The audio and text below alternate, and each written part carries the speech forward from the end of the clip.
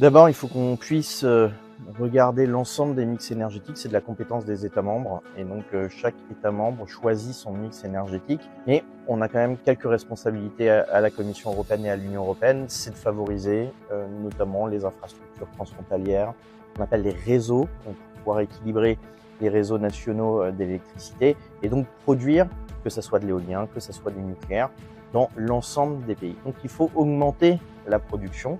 Et favoriser la production, c'est favoriser aussi l'installation des clean tech, c'est favoriser la compétitivité de ces entreprises. Et puis, c'est permettre aussi aux entreprises et aux grandes usines qui sont très consommatrices d'énergie de se décarboner avec des facteurs de compétitivité et donc un prix de l'électricité qui doit diminuer. La Commission européenne a fait des propositions dans ce sens-là. Il y a des propositions de court terme qui permettent de donner des garanties publiques aux entreprises pour permettre justement de lisser le prix de l'énergie dans la durée.